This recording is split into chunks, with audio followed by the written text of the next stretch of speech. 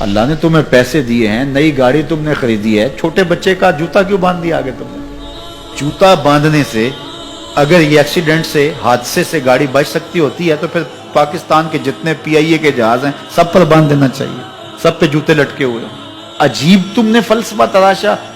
کسی نے جو ہے وہ کالی رنگ کی پٹی باندھ دی نیچے, اس سے اس کو نظر نہیں لگے گی. گھوڑے کے پاؤں کے نیچے جو کھری لگی ہوئی ہوتی ہے, کچھ لوگوں نے اپنے گھروں میں وہ باندھی ہوئی ہوتی ہے کہ اس سے ہمارے گھر کے اندر کوئی مصیبت نہیں آئے گی, کوئی تکلیف نہیں آئے گی. کسی نے ہنڈیا اپنے گھر کے اوپر الٹی رکھی ہوئی ہوتی ہے, یہ ہنڈیا بچا لے گی. اور میاں ہنڈیا کیا بچائے گی تجھے؟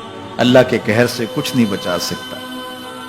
جب تمہارے اوپر کوئی مصیبت نازل ہونی ہے تو کچھ نہیں بچا سکتا. اگر بچنا چاہتے ہو تو پھر اللہ سے استغفار کرو, اللہ تعالیٰ کی تسبیح کرو, اللہ کی تحلیل کرو, میرے حضور پہ درود پڑھو, پھر دیکھنا کہ مصیبتیں ٹلتی ہیں یا نہیں ٹلتی.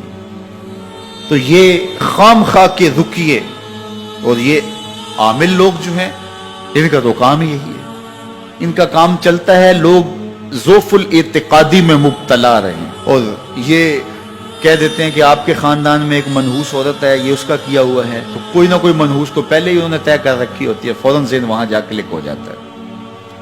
اس کا نون سے نام شروع ہوتا ہے, اس کا کاف سے نام شروع ہوتا ہے, اس کا جیم سے نام شروع ہوتا ہے, تو پورے خاندان میں کسی کا نام کاف, نون یا جیم سے تو شروع ہوتا ہی ہوگا, یا دوستوں میں, تو فوراً ذہن جو ہے ادھر منتقل ہو گیا. اب یہ بابا جی نے بتا دیا ہے, ہاں اس نے یہ بات کی تھی, یہ کچھ باتیں یاد آنے لگی. اس کاف سے شروع ہونے والے نام کے ساتھ نفرت پیدا ہو گئی. اس بابے نے نفرت کا کاروبار کیا.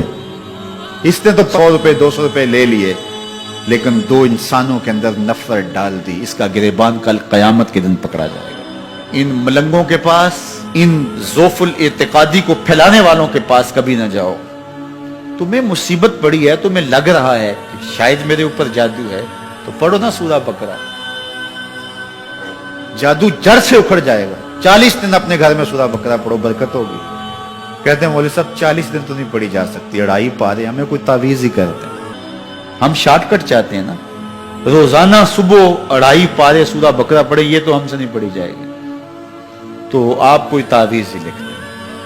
کاروبار میں برکت نہیں, میں کہتا ہوں پڑھو نا سورہ واقعہ, 3 رکوع ہیں, برکت ہوگی. ہم کہتے ہیں ہمیں تعویذ ملنا چاہیے, بس وہ ہم گلے میں رکھ دیں, بٹوے میں رکھ لیں, پرس میں رکھ لیں, اور ہمارا کام ہو جائے, ہمیں کچھ بھی نہ پڑھنا پڑے, ہمیں وضو تک نہ کرنا پڑے, نماز نہ پڑھنی پڑے, اور برکت ہو جائے. ایسے برکت تو نہیں آتی. اس لیے چھوڑو ان کی جان, آؤ قرآن مجید پہ آؤ, آؤ سجدوں پہ آؤ, آؤ دعاؤں پہ آؤ. سحری کے وقت اس کی رحمتیں آواز دے رہی ہوتی ہیں, حل من مسترزقن, ہے کوئی رزق مانگنے والا, اور تم اس وقت سوئے ہوئے ہو, سارے دن ٹھوکریں کھاتے ہو. آؤ نا اس وقت جھولی پھیلا کے, ہاتھ پھیلا کے کہو مالک تو جھولیاں بھر دے, تو پھر دیکھنا کبھی کمی نہیں آئے گی, عطا فرمائے گا. دین کی بات پھیلانا صدقہ جاریہ ہے. ثواب کی نیت سے ویڈیو کو شیئر ضرور کیجیے. جزاک اللہ.